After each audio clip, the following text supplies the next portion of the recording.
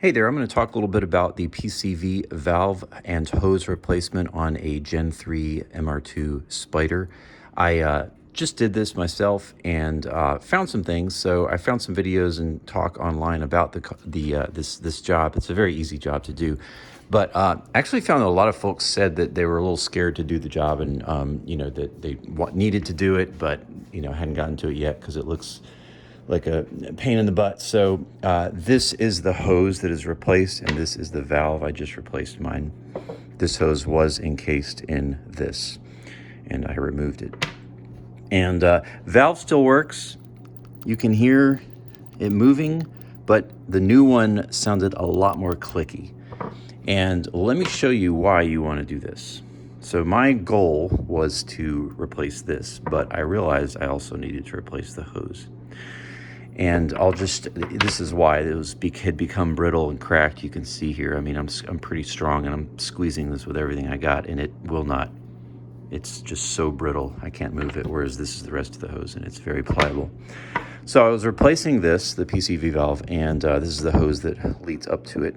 And I'll show you how it's oriented, because this is the part that none of the videos that show how to do this say anything about this part, which is the part that's a pain in the butt. So I was just changing my coils, and when I took this off to do that the other day, I noticed that on the underside of this little cover right here was a lot of oil, so much that I could even squeeze that foam and the oil would like drip out. So the part where the oil was right over the PCV valve, and I noticed, again, I just replaced this, but I noticed when I was doing all this that there was just oil all around here. And what had happened was this hose, which was right here, was all cracked here. And so the vapor from the vacuum, because when the PCV has is doing its thing, it's going to get some oil vapor in there, which is why a lot of people install catch cans. But the oil vapor was coming out of those cracks and it was spraying up onto the top side of this and also all over this area. So I cleaned all that off. I realized I need to replace the hose, and I'm going to replace the valve too. So great reason to do that. So anyway, in addition to doing the coils, I ordered those parts, and I just did this yesterday. So it's a super simple thing to do. You just remove this with two 10mm bolts. These are just plastic tabs that come off. Then you want to remove these four with 14mm, and then you need a 17mm socket to pull out your PCV valve, which I did. Then the hard part of the job is this hose. And someone told me, I saw online actually yesterday, someone said you can just use any hose. You don't have to buy the Toyota hose. And by the way, I'll link all the description, all the part numbers in the description here. That's actually not true, because one end of the hose is that diameter and the other end is that. So obviously you can't just take any hose and put it in there.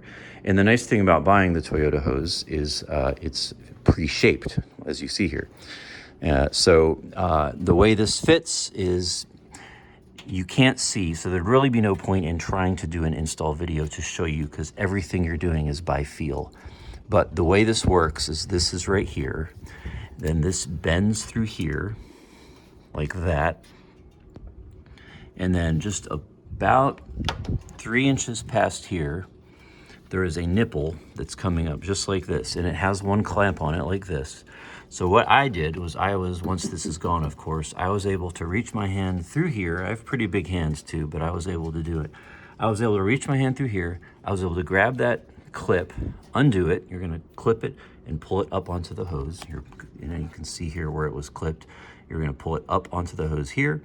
And then with all your might, it's been on there 25 years, so you're gonna have to tug some, but you get your hands in there as best you can and you just pull that thing off and then snake it out. That's the easy part. The hard part, and it took me about half an hour just because I wanted to be sure that this thing was on that hose. But you just look where it goes. I took a little video beforehand to make sure I snaked it through, and it snakes right through there. And then right over here where you can't quite see is where it goes onto that nipple.